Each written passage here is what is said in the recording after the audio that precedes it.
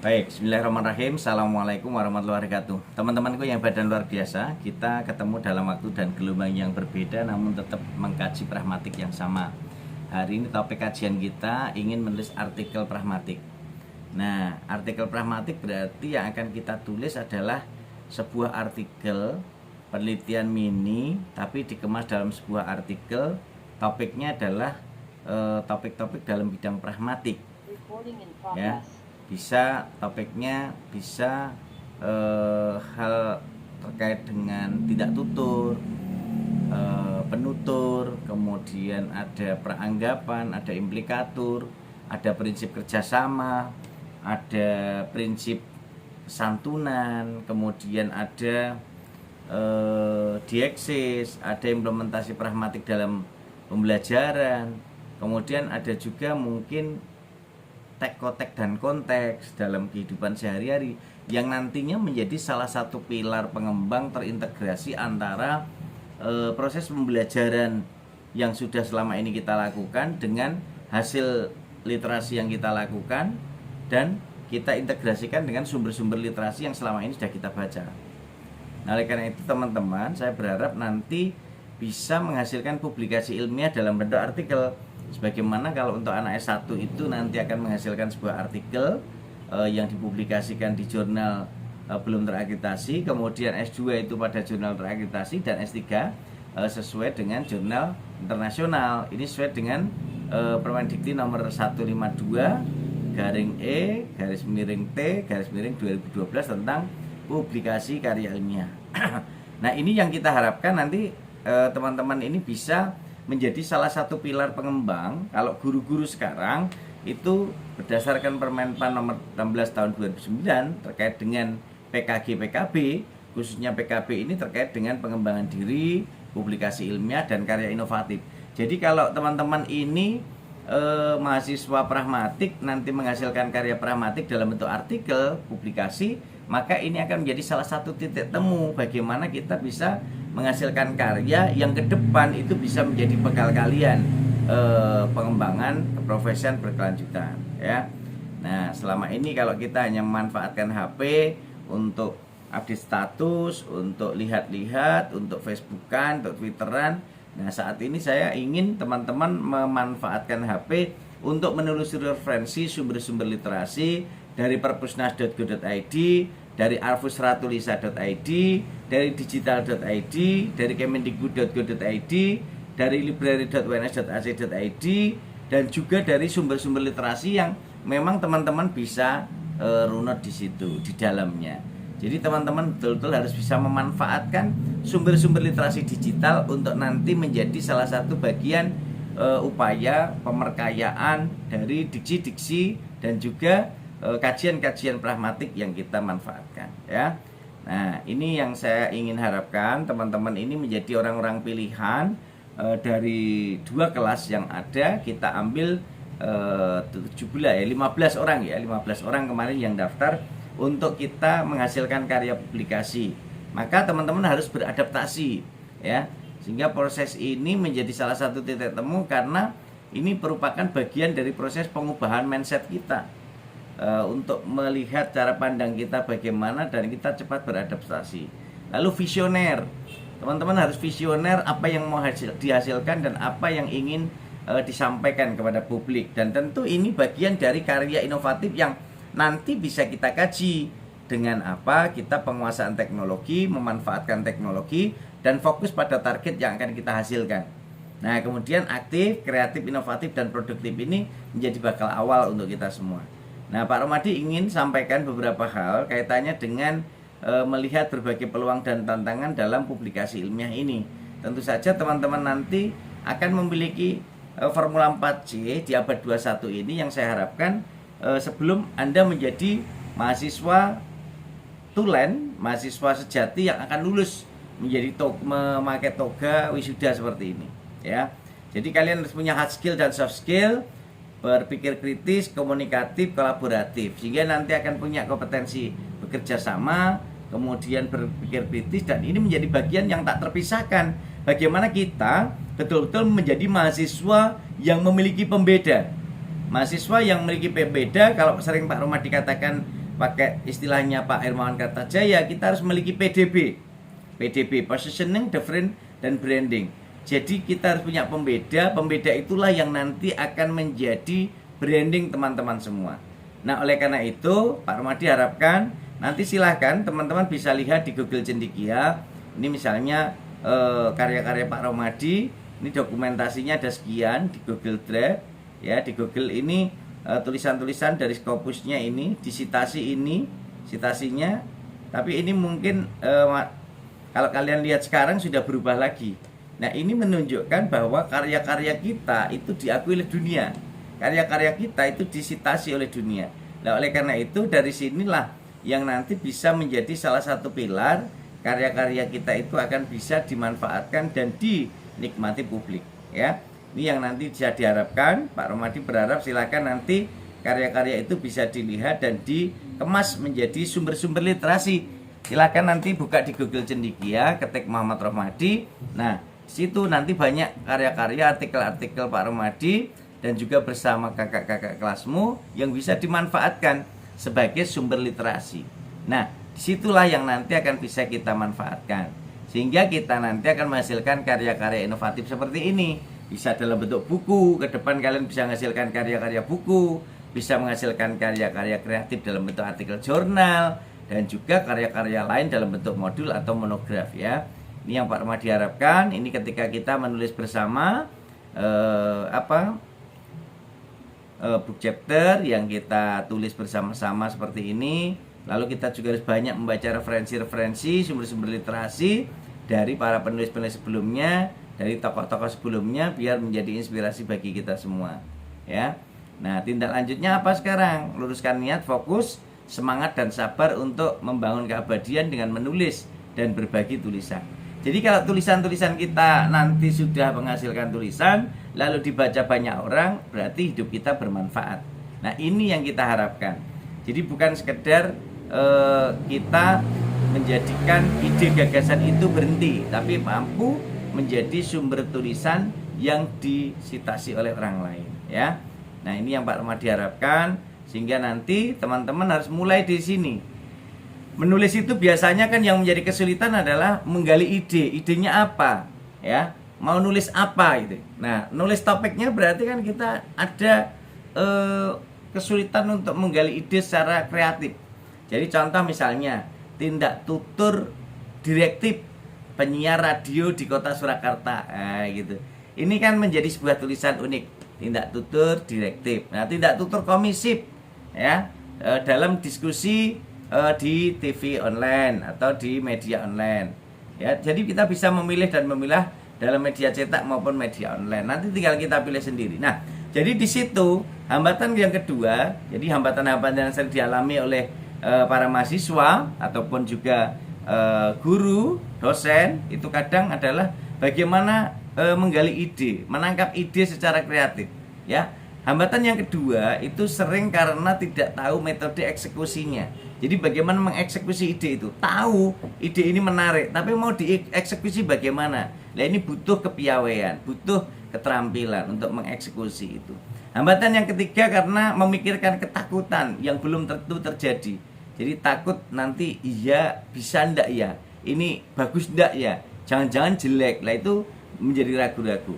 Hambatan yang keempat itu kadang selalu berpikir tulisan kita harus sempurna. Nah, ingat, sempurna itu milik Tuhan. Nah, kita ndak bisa sempurna. Yang penting kita berusaha menjadi yang terbaik gitu ya.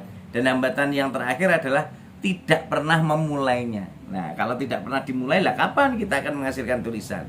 Ya, ini yang harus kita tentukan. Oleh karena itu, saya berharap siang hari ini kita ketemu diskusi. Yang pertama, niat untuk menuliskan apa saja yang ingin dituliskan terkait dengan topik pragmatik. Bisa tindak tutur, lawan tutur, penutur, lawan tutur, tindak tutur, prinsip kerjasama, prinsip kesantunan, deiksis, implementasi pragmatik dalam pembelajaran, implementasi pragmatik dalam kehidupan, atau topik-topik kajian lain yang relevan dengan pragmatik. Nah, lalu tentukan objek yang akan ditulis, bidang kalian kita sendiri atau multidisiplin lain. Artinya, apakah kita mengkaji pragmatik dalam bidang tulisan karya-karya karangan, novel, cerpen, atau mungkin dalam media cetak dan media online yang lain. Ya, ini harus ditentukan. Nah, oleh karena itu, teman-teman harus mengumpulkan bahan-bahan pendukung, ya. Mengumpulkan bahan-bahan pendukung ini tentu akan bisa kita dapatkan sumber-sumber literasi, misalnya dari karya buku, atau misalnya dari koran, media cetak, media online. Sekarang banyak hal yang bisa kita gali dan kita kaji. Lalu mulailah teman-teman untuk memikirkan menulis dan tidak perlu berpikir baik dan buruk pada tulisannya, ya. Kemudian jangan merasa, yang kelima, jangan merasa rendah diri atau berkeluh kesah bahwa saya tidak bisa menulis. Yakinlah kalau teman-teman bisa nulis, ya. Kemudian yang keenam, wujudkan draft tulisan, kemudian baru dibaca ulang dan diedit kembali. Baik itu nanti dalam bentuk artikel jurnal ataupun draft buku yang akan kita buat, ya. Nah, teman-teman, ini yang kita harapkan nanti. Setelah itu yang ketujuh, rayakan dengan berbagi tulisan, pengalaman kepada kolega, pada mahasiswa, sahabat, dan yakinlah bahwa saya bisa menulis. Ini komitmen. Jadi membangun sistem keyakinan menulis ini penting. Jadi harus yakin saya bisa menulis. Nah, ini penting.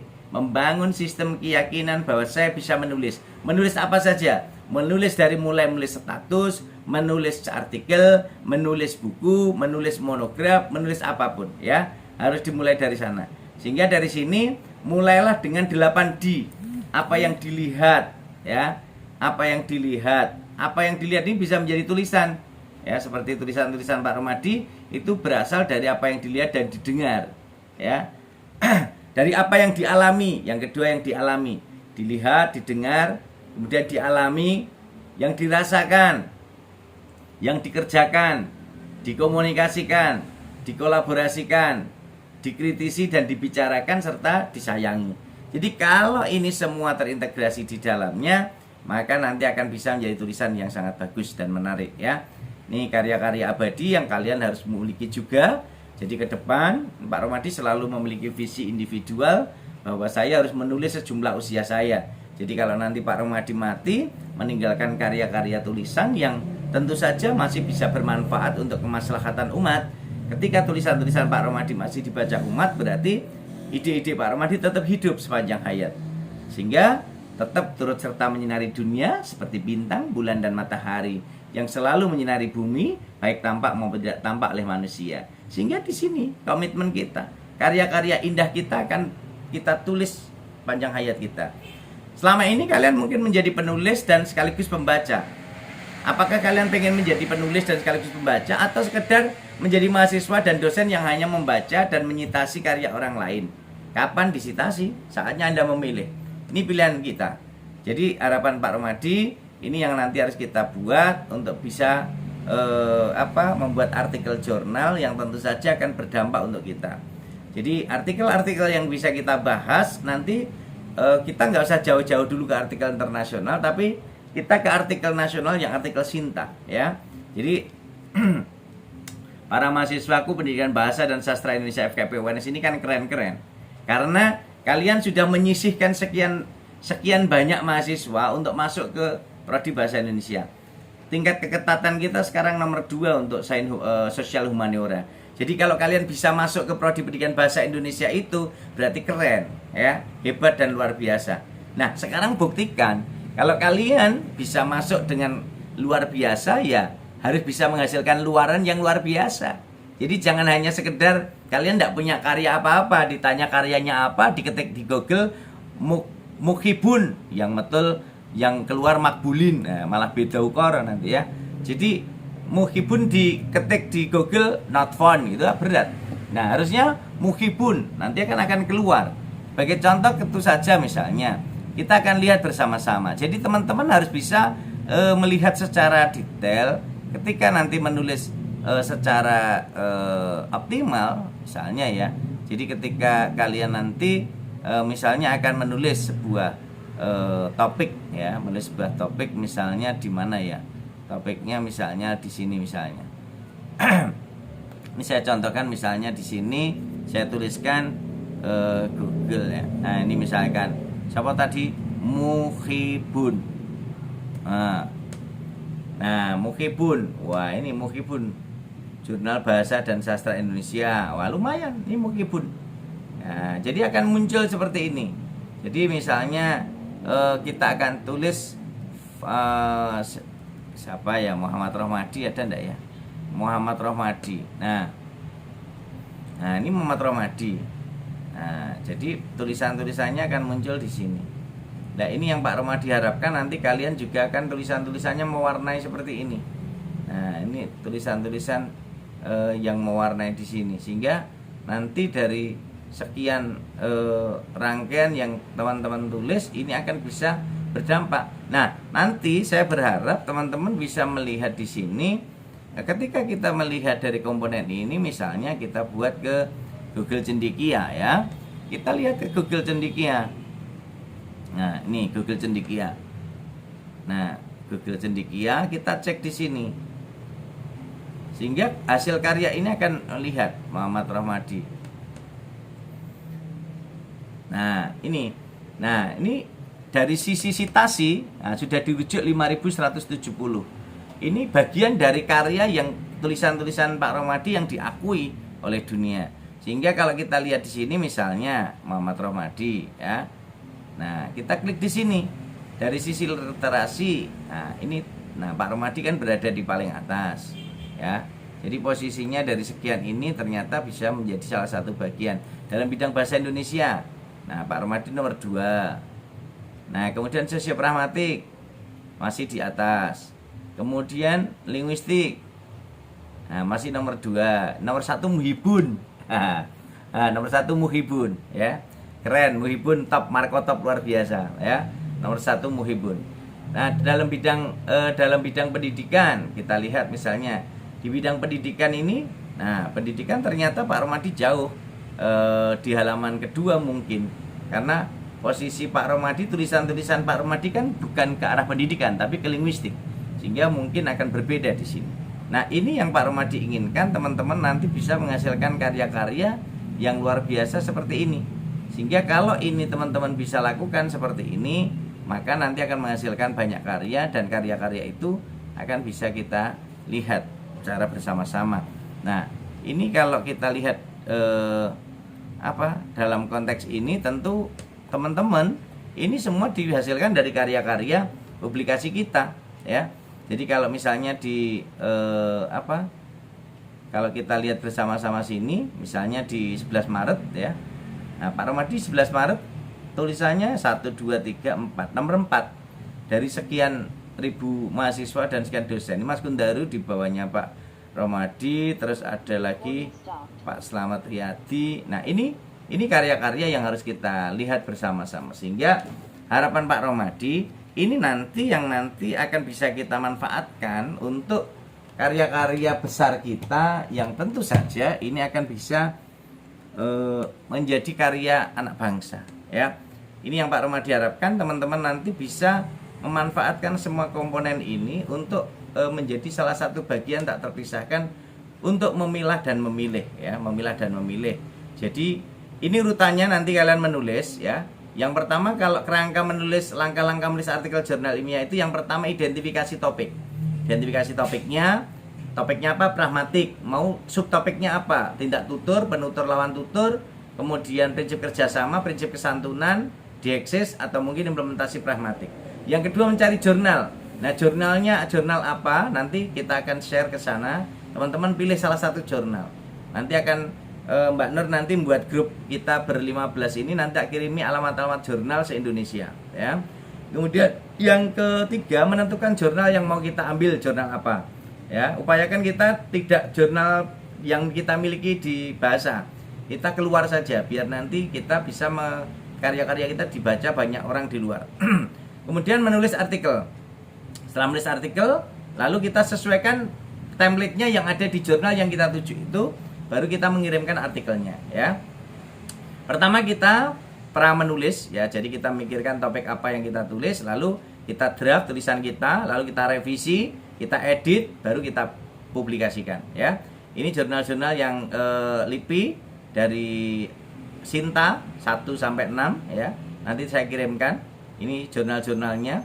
Jadi urutan komponennya di jurnal kita itu ada judul, ada identitas, ada abstrak, ada body, ada referensi, dan ada lampiran.